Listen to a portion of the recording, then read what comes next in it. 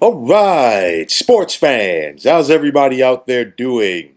William Martin coming at you one more time here on YouTube with another edition of the 300 Pounds of Sports Knowledge Podcast. And as we are right on the cusp of a brand new college football season, I want to talk about coaches who could be in line to receive a pink slip at some point during this season. Now, the guys, in my opinion, who are definitely on the hot seat headed into this college football campaign, I want to start off with Brent Venables at Oklahoma. Okay, I know the Venables got a contract extension last June. However, in 3 years at Oklahoma, Venables' record is just 22-17, which includes a combined conference mark of 12-14 once you factor in 2 years with Oklahoma in the Big 12, and then, of course, last year in their first year in the SEC. No conference championships over that stretch for the Sooners, zero playoff appearances, and no bowl wins either. Okay. Now, last year, we know that Oklahoma was hit with a rash of injuries, but the folks in Norman still cannot be pleased that their team finished tied for 13th out of the 16-team SEC last year. Now, Venables, what some other things that he also has working against him. You look at it; it was a smooth transition from the Big 12 to the SEC for arch rival Texas. And just like I talked about, Venables struggling at Oklahoma the last 3 years.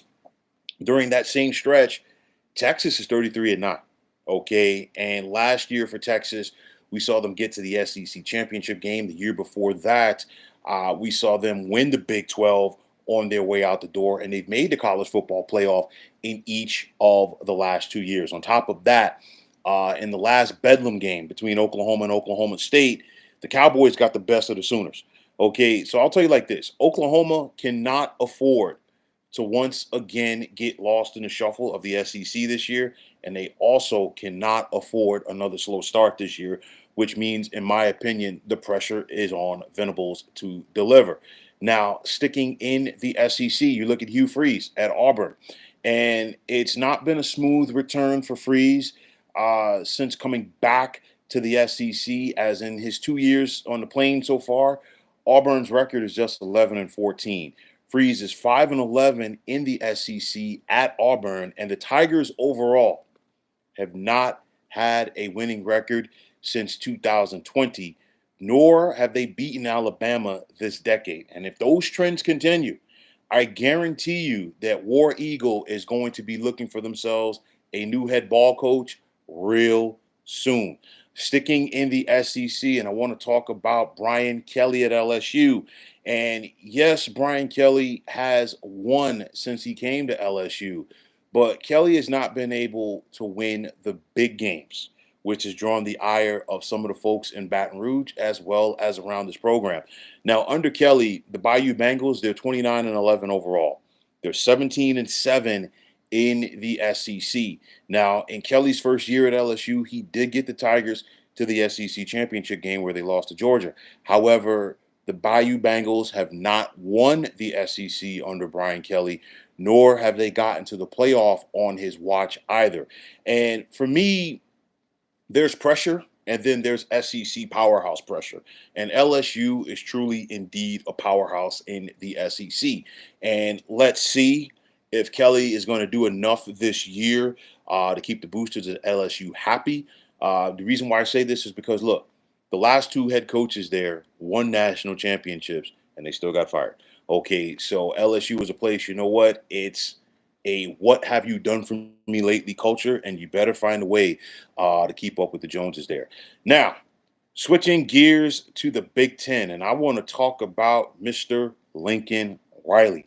And if you followed social media last year, it seemed like almost after each and every loss for USC, some of the Trojan faithful did not have pleasant things to say about their head football coach. Now, a couple of years ago, SC did lure Lincoln Riley away from Oklahoma. Why? Because they believed him to be an innovator on offense. However, the only thing that Riley has innovated so far in his time in Los Angeles has been a new way to steal money. Why? Because in 3 years at SC, Riley's record is 26-14, while his conference record, once you combine the Pac-12 and the Big Ten, is 17-10. Now, under Riley, the Trojans don't have a conference championship to their credit. They made the Pac-12 title game in his first year there. They lost to Utah.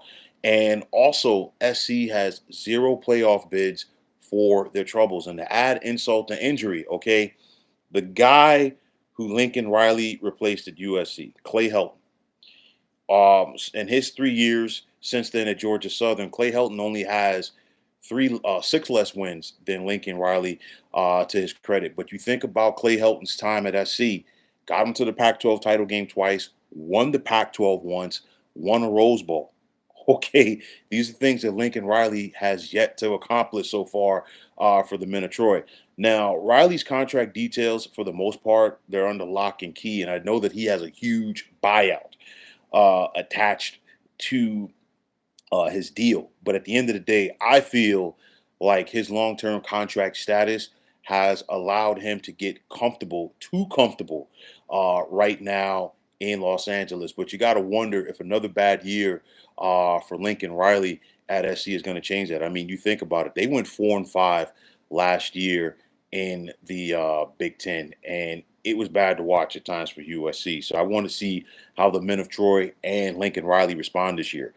Sticking in the Big Ten, I'm going to go with Luke Fickell at Wisconsin because he was brought to Madison in order to help the Badgers keep up with the Joneses in the Big Ten. However, the Joneses and everybody else, for the most part, are passing the Badgers by. Last year, Wisconsin finished with their first losing record since 2001. And so far with Wisconsin, Fickell's record is just 13-13. While heading into this season, the Badgers have to improve an offense that was 99th in the nation a year ago. Now, can Fickell afford to have another mediocre year at Wisconsin? I don't think so. The bottom line is the Badgers, they got to go out there and win football games on Saturdays, and they got to take care of their business in the Big Ten, even though that they're going to have to tangle with the likes of Ohio State, Oregon, Illinois, and Indiana just within the conference alone this year. Not to mention the Badgers got to travel to Tuscaloosa to take on Alabama in a couple of weeks. Now, some guys who I feel are not on the hot seat, but at the same time, they should not be too comfortable this year.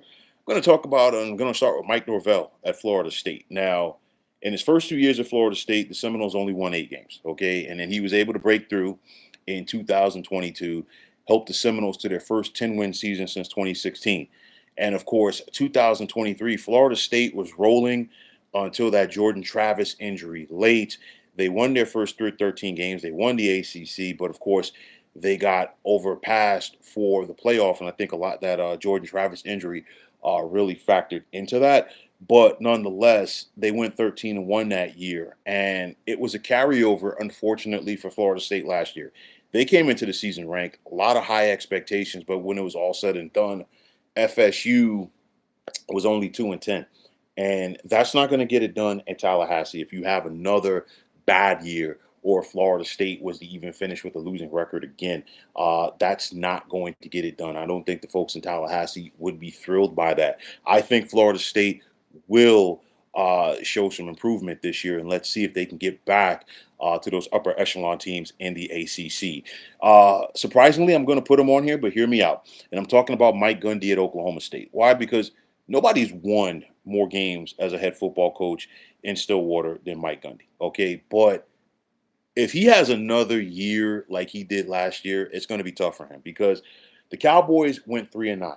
They won their first 3 games of the year. They were ranked, and then they lost their last 9 games of the season.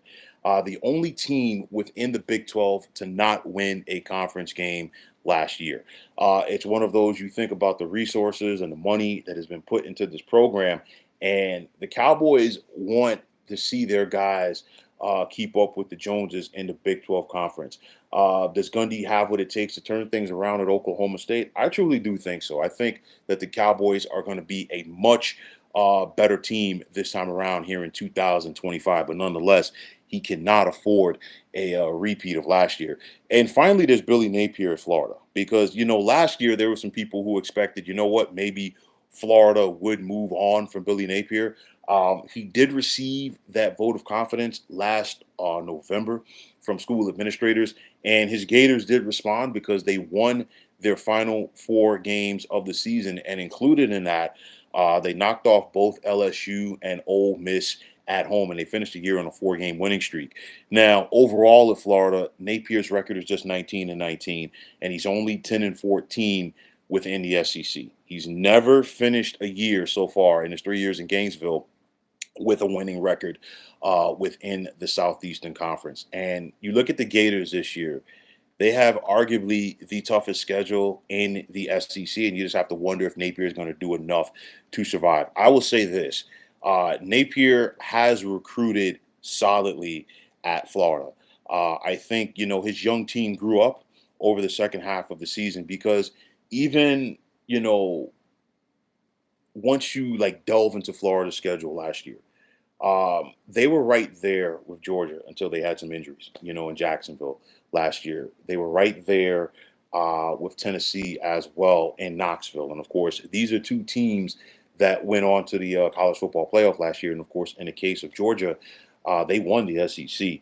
So I think Florida is right there. And I think, them finishing the season last year on a positive note, hopefully for their sake, can have some carryover into this season. But nonetheless, you look at it, and the pressure is going to be on for some of these guys. And this is what, it comes down to. It's always high stakes when you're talking about the big schools in the big conferences. And it's basically going to be put up or shut up. I think the guys, in my opinion, who are least likely to survive, if I was a betting man, I'm not. I put my money on either Brent Venables or Hugh Freeze. I'm not sure if they're going to do enough to keep up. It's one of those with Lincoln Riley and SC. You think about it and you think about big buyouts, but at the end of the day, sometimes the boosters have just said, you know what, screw it, we've had enough, and we're going to move on in another direction. I mean, you think about what Texas A&M did with Jimbo Fisher to pay him to go away. You think about what LSU did with Ed Orgeron a couple of years ago. This is why I said, Brian Kelly, he's won, but he hasn't won enough big games. I think Brian Kelly does enough to keep his job this year because I think LSU is going to be in that mix to win the SEC. I think LSU is going to be in the mix to get to the college football playoff as well. I think Mike Norvell improves at Florida State. I think Mike Gundy improves at Oklahoma State. Florida, they're going to be interesting, and it's not because Florida doesn't have talent; it's just their schedule. So let's see how things work out for the Gators. Luke Fickell, this is going to be his 3rd full year as far. So hopefully, for his sake, some of those recruits that he's brought in as freshmen, they're ready to take serve, if you will. But nonetheless, if I really were a betting man, I think Venables and Hugh Freeze are the most likely to be gone. Problem is listen, the SEC is no joke. The SEC is a tough football league, and it's very quick to get lost in the shuffle there. And I think Oklahoma and Venables are finding that out the hard way. And of course, for Hugh Freeze, it's not going as smooth as it was this time around in the SEC in comparison to when he was at Ole Miss. But nonetheless, folks, the college football season is here. Next weekend, we've got games. So there's going to be plenty to talk about, even more than there is right now. And I want to see if these coaches are able to take care of their business and if their teams are able to take care of their business. But nonetheless, like I've said before, and I'll say it again, I cannot wait for the start of this new college football campaign. But folks, that is going to wrap it up. And as always, I want to take this time out to thank each and every one of you for checking out the 300 Pounds of Sports Knowledge podcast here on YouTube. And as always, if you like what you heard and saw on this podcast, you know what to do.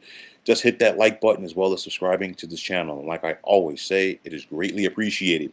Also, if you're on the X, formerly known as Twitter, you can check me out at 300 Pounds of Sports. And if you give me that follow, I will give you that follow in return. And the same goes for Instagram, where you can check me out at 300 Pounds of Sports Knowledge. Also, if you're on Facebook, you can check us out at the Sports Depot 365. And as far as I'm concerned, one of the better sports debating groups going on social media. But until next time, fine folks, my name is William Martin.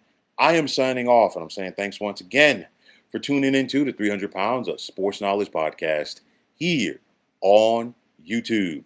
Be well, everybody.